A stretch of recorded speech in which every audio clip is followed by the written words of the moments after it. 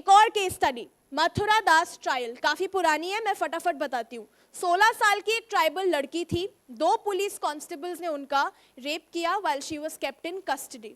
उन्होंने इन दोनों police constables के अगेंस्ट कंप्लेंट डाली।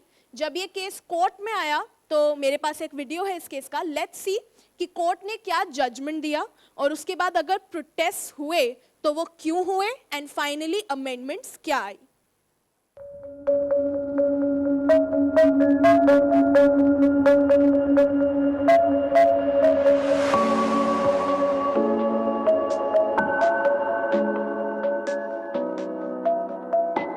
I continue to be shocked at the language of the judgment. So the Sessions Court dismissed Mathura as a shocking liar whose testimony is riddled with falsehood and improbabilities, and that it came to the conclusion that she had sexual intercourse at the police station. She was habituated to sexual intercourse and found that her fiancé or her husband was angry with her, and that's how she wanted to sound virtuous. And the Supreme Court came to the conclusion that there were no marks of injuries found on the person of the girl after the incident, and their absence goes a long way to indicate that the alleged intercourse was a peaceful affair, and that the story of a stiff resistance having been put up by her is all false. It was the pressure of movements, women's movements, that led to parliamentary reform.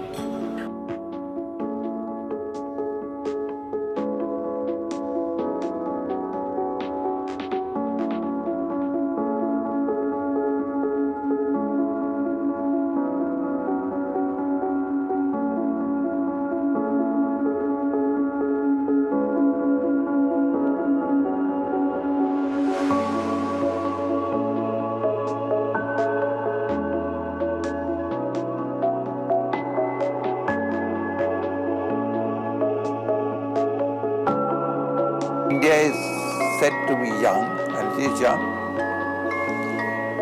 Then the young people's duty, passion, must be to cleanse Indian society and culture of the thieves. अब जिसने video देखी उसको फिर से case समझा देती हूँ। तो अगर देख रहे होगे तो जो जजमेंट आया उसमें इट सेड दैट मथुरा दास ने जिनके अगेंस्ट कंप्लेंट फाइल करी वो फॉल्स कंप्लेंट था। Why? Because there were no physical injuries or marks present on the girl's body, and since there were no physical marks present, that goes a long way into saying कि जब ये चीज़ हुई, जब sexual intercourse हुआ police station में, the girl did not really resist and hence it was a peaceful affair.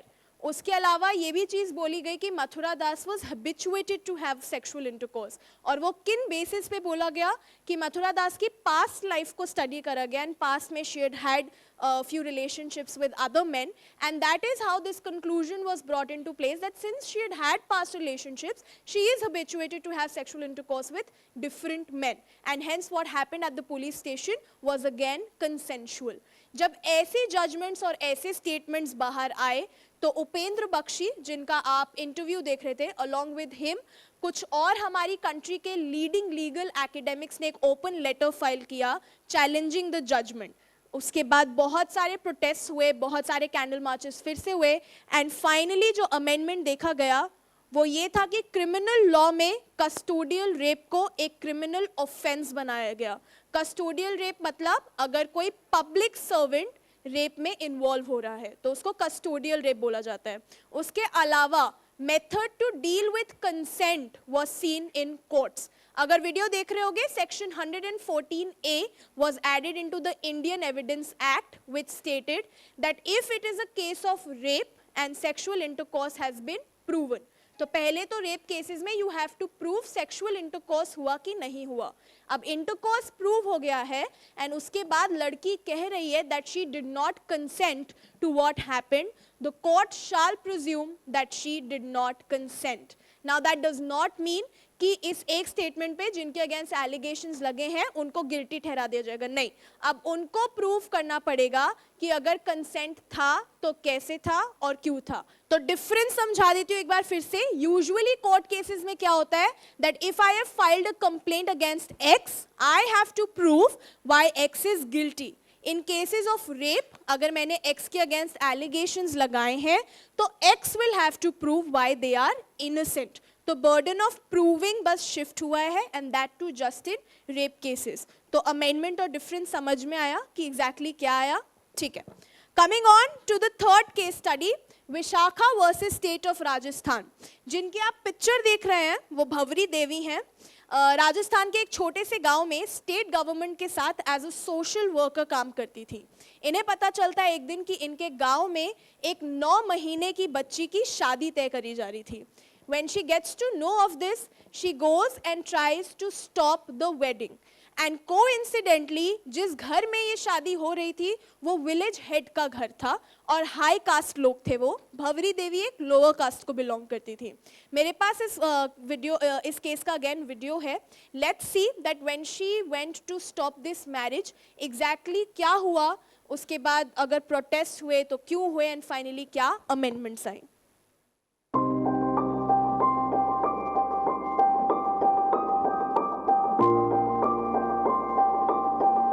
अरे मारा कोटर फिर पाछा 3 जना तो पकड़ लिया मारा आदमी ने, 2 मारा साथ में से बुरा। So while Bhavri Devi was trying to save a 9-month-old girl, just doing her job, she was raped by few men. जब ये केस बाहर आया तो पढ़ रहे होगे अगर वीडियो में, आई डोंट नो कितना ध्यान से देख रहे हो, बट वीडियो में लिखा था that the court let the accused go, citing reasons such as कि a village head cannot rape, men in the age group of 60-70 years के बीच का अगर कोई मर्द है तो वो रेप नहीं कर सकते, men of different castes cannot participate in rape। तो ऐसे कुछ रीजंस देके the court let the accused go. Again जब ये जजमेंट बाहर आया, विशाखा नाम का एक एनजीओ था जिसने इस जजमेंट को चैलेंज किया और उसके अलावा और फैक्ट्स एंड फिगर्स प्रेजेंट करे लॉ के सामने, लीगल सिस्टम के सामने, जहां पे ये रियलाइज हुआ कि लड़कियों को और औरतों को उनकी वर्क प्लेस पे प्रोटेक्ट करने के लिए कुछ लॉज की, कुछ गाइडलाइंस की जरूरत है। और उसी की वजह से आज हमारे पास एक एक्ट एग्जिस्ट करता है which is called prevention of sexual harassment eight workplace act 2013। इस एक्ट के बारे में थोड़ा सा और आगे बात करेंगे। अब डिस्कशन, अब जो हमने तीनों केसेस डिस्कस करे हैं उसमें हमारे जैसे ही लोग इन्वॉल्व थे। कोई मैंने हाई प्रोफाइल नाम नहीं लिया, कोई बिग शॉट लोग नहीं थे, बिल्कुल हमारे जैसे लोग थे। बस डिफरेंस इतना था that they knew their rights and they did not stop fighting the legal system until they got justice. So अब डिस्कशन वाला पार्ट काइंड ऑफ खत्म हो रहा है। अब हम आते हैं on to the real content wherein we'll talk about the legal rights that we all have. Pallavi के पापा गुजर गए, उसके 2 भाई राज और धीरज प्रॉपर्टी को आपस में बांटने की बात कर रहे हैं। प्रॉपर्टी पर हक सिर्फ बेटों का होता है। गलत है, ये गैर कानूनी। कानून की मदद ली पल्लवी ने। माँ बाप की प्रॉपर्टी पर पल्लवी का है पूरा हक, उतना जितना राज का, जितना धीरज का। अब उसने अपना ब्यूटी पार्लर खोल लिया, तरक्की बड़ी हो रही है, माँ उसके साथ।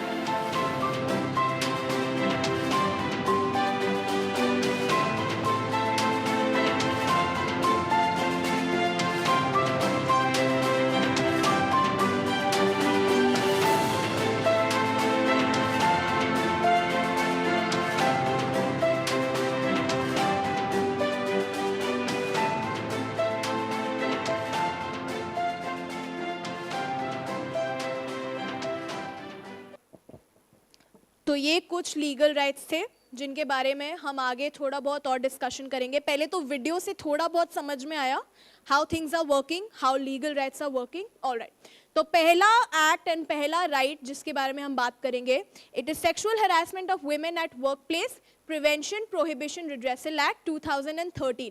3 चीजों से समझेंगे इसको। पहले तो डिफाइन करेंगे कि लीगली सेक्सुअल, कर लो यार, पहले कर लो, यहां आके बोल लो सर, इतना तेज तो वैसे ही बोल रहे हो, ठीक है।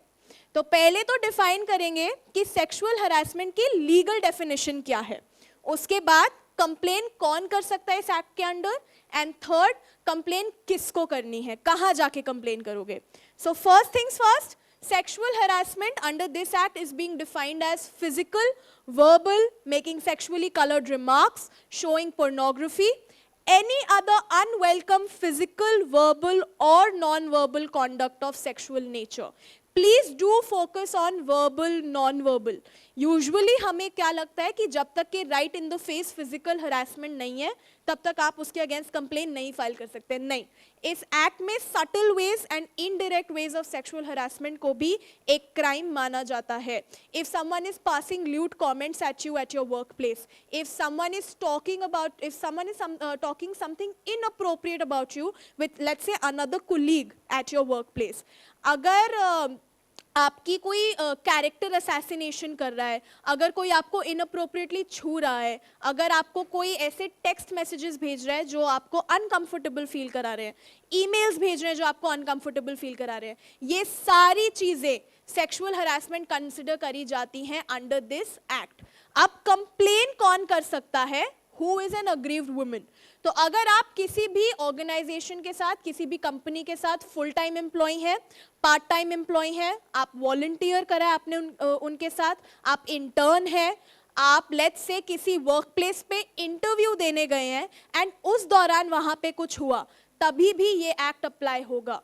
ऑफिस पार्टीज हैं, अगर ऑफिस की साइड से कोई पार्टी थ्रो करी गई है एंड लेट्स से वो पार्टी ऑफिस प्रेमिसेस में नहीं है, ऑफिस प्रेमिसेस के बाहर है और वहां पे कुछ हुआ, तभी भी आप इस एक्ट के अंडर प्रोटेक्टेड हैं.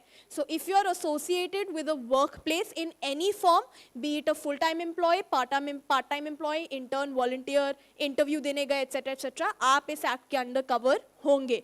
इसके अलावा डोमेस्टिक हेल्प जो घर में आती हैं, आपकी मेड्स, आपका घर उनका वर्क प्लेस है, तो ये एक्ट उनके ऊपर भी अप्लाई होता है, उनको भी प्रोटेक्ट करता है. ठीक है. Now if you read the heading, it clearly says who is an aggrieved woman. Heading चली गई है बट जो हेडिंग आई थी that said who is an aggrieved woman.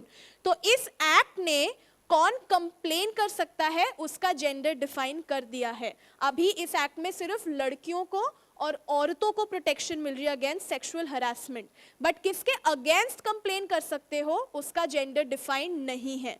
So even if a woman is harassing a woman in their work place, they will be held accountable under this act. ठीक है. अब complain करनी कहाँ है? Her work place पे जहां पे 10 या 10 से ज्यादा एम्प्लॉयज हैं, वो एम्प्लॉयज में part time workers, full time workers, interns, volunteers सब काउंट होते हैं. जहां पे भी 10 या 10 से ज्यादा एम्प्लॉयज हैं, हर उस वर्क प्लेस में एक इंटरनल कंप्लेन कमिटी होगी, जिस कमिटी के पास आप जाके अपनी कंप्लेन फाइल कर सकते हैं. इस कमिटी की वर्किंग गूगल करोगे तो बहुत इजीली मिल जाएगी. मैं टाइम वेस्ट नहीं कर रही कमिटी की वर्किंग समझाने में. ठीक है.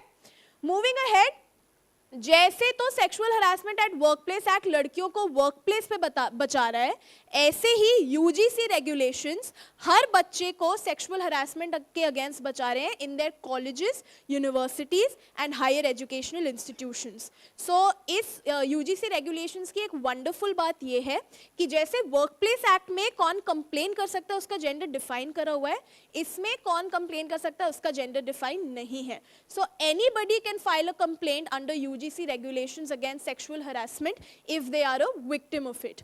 Working बिल्कुल सेम है. हर कॉलेज, हर इंस्टीट्यूशन में again ICC internal complaints committee होगी, जहां पे कोई भी बच्चा जाके अपना कंप्लेन या अपनी शिकायत लिखवा सकता है. ठीक है. अब सेक्सुअल हरासमेंट की बात हो रही है तो एक केस स्टडी जो बहुत इंपॉर्टेंट साबित हुआ था अंडर सेक्सुअल हरासमेंट, थोड़ी सी उसकी बात करते हैं. रूपन देओल बजाज वर्सेस KPS गिल, काफी फेमस केस स्टडी थी. क्या किसी को पता है इसके बारे में? किसी को भी नहीं पता. ठीक है. So Rupan Deol Bajaj was special secretary finance, KPS Gill was DGP Punjab police. ये दोनों एक पार्टी में थे जहां पे केपीएस गिल ने रूपन देओल बजाज को मोलेस्ट किया. I have a video of this case again. Let's watch the video and see exactly क्या हुआ. एंड ऑल्सो ये केस स्टडी काफ़ी इम्पॉर्टेंट साबित हुआ था अगर मैं सेक्सुअल हरासमेंट की बात करती हूँ. वीडियो में वो क्लियर हो जाएगा कि मैं क्यों बार बार ये बोल रही हूँ कि ये केस काफ़ी इम्पॉर्टेंट था when we talk about sexual harassment. So let's watch the video and see it for ourselves. She may be educated, uneducated, she may be working class, she may be an officer, she may be high ranking officer like me. All women. Nobody is immune, and it happens every day.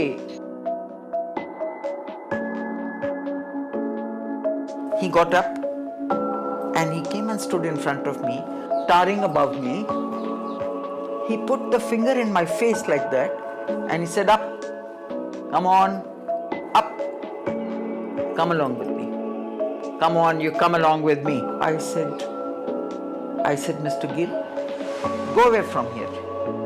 You're misbehaving." And I got out from the gap in between him and me, and when I was going, that is the time when he slapped me on the bottom. That's what he did.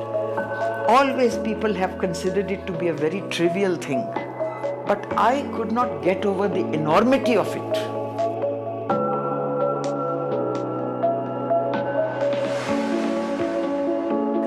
Nobody was willing to take up the case for me because they were so frightened of the DGP. He was the highest ranking police officer with all the powers of life and death. No one wanted to do anything against him. And I found that no one had ever filed in section 509 and 354, which is the lesser offences against the modesty of women.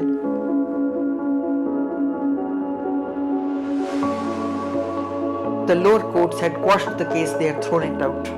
The case reached the Supreme Court, and it was the Supreme Court which called for all the records, reinstated the matter, and also laid down, they gave the definition of modesty.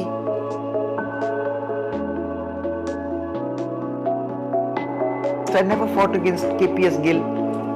I fought against the mindset of a society.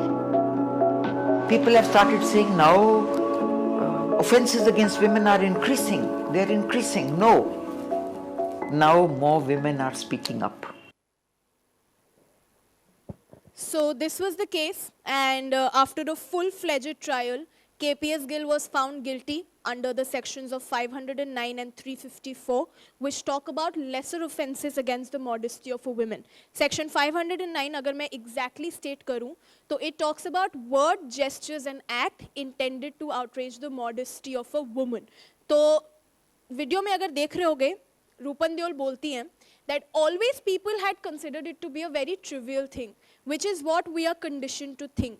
कि अगर सिर्फ comment pass करा है, अगर सिर्फ छुआ है, तो इग्नोर करो, जाने दो, बात का बतंगड़ मत बनाओ, which is something that we absolutely do not need to listen to. अगर सोसाइटी बोल रही है कि ये ट्रिवियल चीज़ें हैं, ये छोटी चीज़ें हैं, लीगल सिस्टम को देखो, हमारा लॉ इसको छोटी और ट्रिवियल चीज़ नहीं मानता है. अगर लॉ ने एक स्पेसिफिक सेक्शन बनाया है which is talking about these trivial things, that very clearly states that these are not trivial things. If someone is making you feel uncomfortable by just a comment or by just a word or gesture or anything for that matter, you have full right to file a complaint against that and fight for your justice. Also, if you would have seen, she became the first woman to bring a case of sexual harassment to court in India. इनके case के पहले किसी ने ऐसी कोई complain ही नहीं file करी जहां पे they are complaining against a comment और इनअप्रोप्रिएट टचिंग और anything else for that matter. इस केस के बाद बहुत सारी लड़कियां और बहुत सारी औरतें बाहर आई with their own personal stories जहां पे they talked about the situations that they had to face while they were harassed और molested by someone. So this case kind of became a very landmark case in the history of our country जब इतनी सारी औरतें एक साथ बाहर आईं अपनी स्टोरीज को लेकर.